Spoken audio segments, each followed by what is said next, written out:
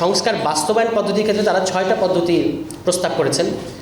এর মধ্যে আছেন, আপনারা জানেন যে নির্বাচনের আগে গণভোট, নির্বাচনের পরে নির্বাচনকালীন গণভোট, নির্বাচনের পরে নির্বাচিত সরকার, নির্বাচনের আগে অধ্যাদেশ, গণপরিষদ নির্বাচন এবং গণপরিষদ ও আইনসভা হিসেবে নির্বাচিত সংসদ। এই সংস্কারগুলো তারা মনে করেছেন যে এই 6টা পদ্ধতির মধ্যে করা সম্ভব।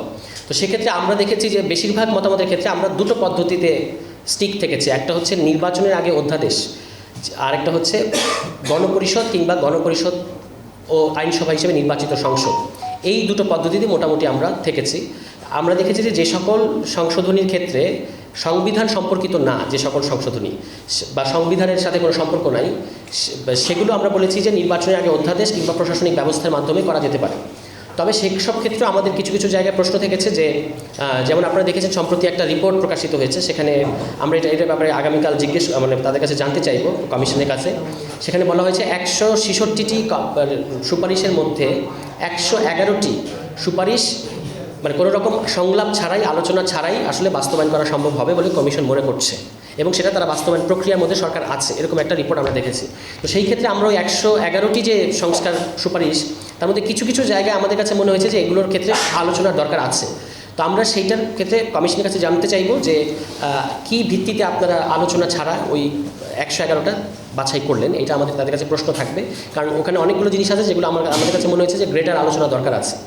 তো এই দুটো পদ্ধতির মধ্যেই আমাদের মূলত আছে যে আপনারা দেখেছেন যে আমরাও কিন্তু শুরু থেকেই বলে এসেছি যে আমরা একটা নতুন গণতান্ত্রিক সংবিধান চাই, বা অর্থাৎ সংবিধান পুনর্লিখন চাই, এবং সেটা করার জন্য আমরা সবচেয়ে ভালো পদ্ধতি মনে করি যে গণপরিষদ নির্বাচন। কিন্তু আবার আমরা বলেছি যে গণপরিষদ নির্বাচন যদি নাও হয় তাহলে সেক্ষেত্রে গণপরিষদ ও আইনসভা হিসেবে নির্বাচিত সংসদ, যেটাকে ইংরেজিতে অনেকে বলে থাকেন ম্যান্ডেটেড কনস্টিটিউয়েন্ট লেজিসলেচার, মানে এমন একটা আইনসভা যার গণপরিষদের ভূমিকাও থাকবে। তো সেই প্রস্তাবটা আমাদের বিবেচনার মধ্যে আছে। এই দুটো নিয়ে আমরা কথা বলবো আগামীকাল।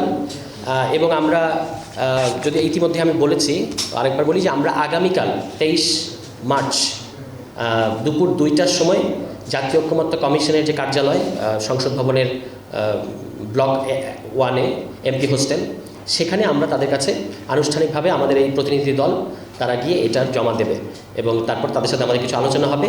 এবং আপনারা তো জানেন যে তারা বলেছেন যে যে দলগুলো ইতিমধ্যেই জমা দিয়েছে তাদের সাথে কিন্তু আলোচনা শুরু হয়ে গেছে। তো আমরা আগামীকালকে জমা দিচ্ছি। সম্ভবত আগামীকাল আমাদের তাদের সাথে এর বাইরে যে এই আমাদের অবস্থানগুলো নিয়ে যে আলোচনা, সেটা হয়তো আগামীকালকে হবে না, এটা ঈদের পরে হবে। কিন্তু আগামীকাল আমরা তাদের কাছে প্রাথমিকভাবে আমাদের প্রস্তাবগুলো জমা দেবো, এবং প্রস্তাবগুলো জমা দেওয়ার পরে কোন অবস্থানের ক্ষেত্রে যে প্রশ্নগুলো আমি করলাম, যে আরেকটা যেটা গুরুত্বপূর্ণ প্রশ্ন আমাদের কাছে, যে পুলিশ সংস্কার কমিশন এবং স্থানীয় সরকার সংস্কার কমিশন, কেন এই দুটো কমিশন এই যে স্প্রেডশিট পাঠানো হলো আমাদের কাছে সেখানে কেন নাই, বা রাজনৈতিক দলগুলোর কাছে যে পাঠিয়েছে সেখানে কেন নাই, এই জিজ্ঞাসাটা আমাদের থাকবে। ফলে আমরা আগামীকালকে যাচ্ছি প্রথমত এই স্প্রেডশিটটা জমা দিতে, এবং দ্বিতীয়ত আমাদের যে কিছু কিছু কোয়ারিজ আছে সেটা নিয়ে তাদের সাথে আলোচনা করতে।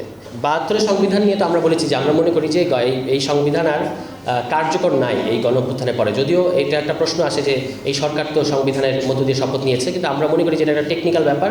আসলে এই সংবিধানটা এখন আর প্রাধান্য পাচ্ছে না সরকার পরিচালনার ক্ষেত্রে।